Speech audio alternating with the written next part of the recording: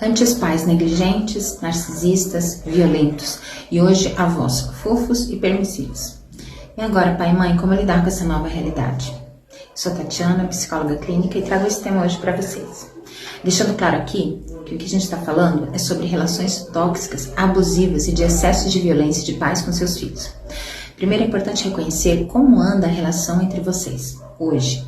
Se este passado ainda é muito presente em traumas, em dores emocionais, em ressentimentos, dificuldades e prejuízos que ainda comprometam a sua qualidade de vida, é importante primeiro trabalhar essas questões. Agora, se já houve conversas, ajustes, reconhecimento de responsabilidade, seja através de uma autorreflexão ao longo da vida, ou até através da intervenção do processo terapêutico, enfim, se existiu esse entendimento e você se sente confortável em manter essa convivência próxima dos seus pais, com seus filhos, enfim, tá tudo bem.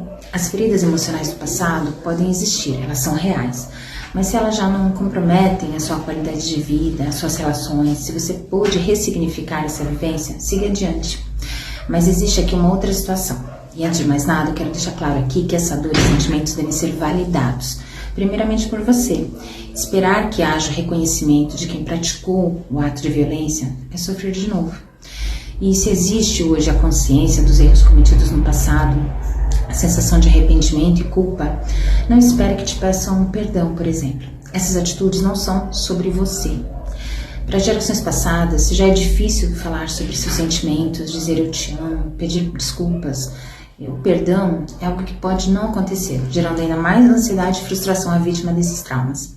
Também é importante entender que nessa experiência passada deve-se considerar, aspas, mas não necessariamente justificar o quê? O contexto social da época, cultural, de como seus pais foram criados, da época, da percepção e condução de como eram criados os filhos na época, né? Ainda assim, é importante reconhecer os personagens desse passado e suas respectivas responsabilidades. Cuidado e proteção aos filhos é algo primordial. Eu falo isso porque é muito característico de vítimas de negligência e abandono na infância tender a se sentir culpado. Muita culpa por muito tempo. Existe uma máxima também de justificar qualquer atitude reprovável de pais através de ditos populares, tradições ou até de passagens bíblicas, onde se isenta e naturaliza qualquer negligência dos responsáveis. Enfim, essa narrativa tem um peso e força muito grandes que silenciam dores profundas e neutralizam o processo de autoconhecimento, sabe? Mas e hoje? Ao se certificar que seus pais do passado se tornaram avós afetuosos, cuidadosos com seus netos, que neles foi depositado todo o amor que lhe faltou, não entenda que seja algo contra você. Mas também se certifique de que nessa aproximação não haja inversão de papéis. Por que eu falo isso? Porque muitas vezes, com o processo de envelhecimento, a proximidade da finitude, uma tentativa de redenção pode existir, né, do seu passado. Pais abusivos tendem a adotar um papel de pais de seus netos. E isso é muito sério, pois essa atitude invalida você enquanto pai e mãe. Ou seja, é arbitrário duas vezes. Você, nesse caso, não teve a chance de ser o filho cuidado e respeitado, e agora não lhe é permitido ser pai e mãe de seus filhos. Tenha o cuidado de manter uma boa relação, mas com papéis hoje bem definidos, para que não haja ruídos nessa nova relação, sem chance de atropelar a sua autoridade, causando mais prejuízo na relação, inclusive com seus filhos. Deixe claro esse limite, deixe claro que a convivência com seus filhos não é aval para intromissões na criação destes. Assim, existindo um respeito mútuo, apesar do passado difícil e doloroso, se você pôde ressignificar a sua experiência, considere que os avós têm influência positiva na vida de seus netos.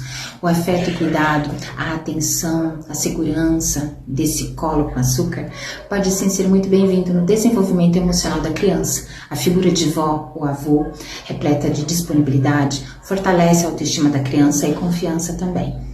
Mas lembre-se, a família é sua, construída por você, com seu companheiro, companheira e seus filhos. E estes estão sob sua responsabilidade e cuidados. Outra coisa importante é reconhecer seus méritos na construção dessa nova família.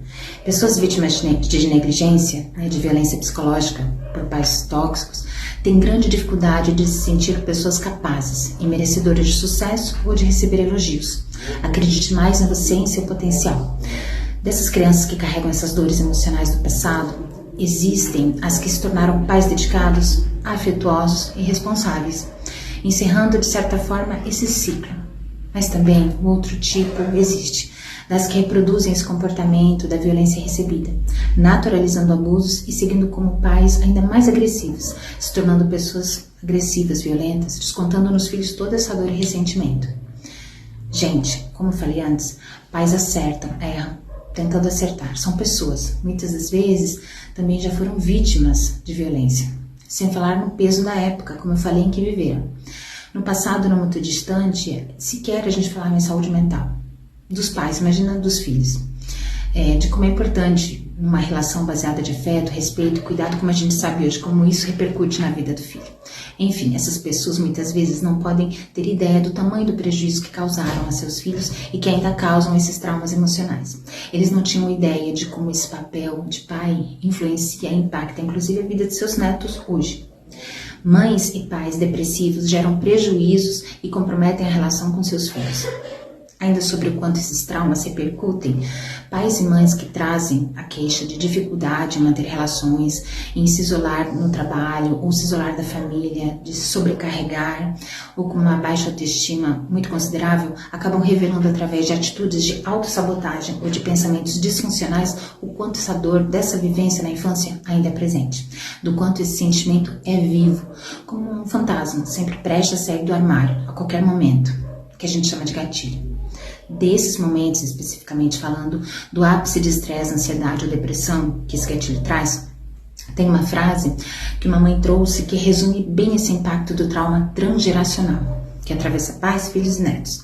A criança disse algo como: "Puxa vida, por que a vovó fez isso com você? Te deixou assim?" Essa frase traz um conflito vivenciado pela criança, um sentimento de ambivalência por seus avós. Uma última mensagem aqui. Em muitos casos, nem sempre os filhos são prioridade. E por mais que pareça algo absurdo e pesado, ninguém tem a obrigação de amar quem quer que seja. Então, se ame, se cuide, seja sua prioridade. Nessas situações, romancear uma relação que não tem chances de existir não ajuda, pois alimenta uma busca incessante de aprovação e afeto de filhos adultos por seus pais.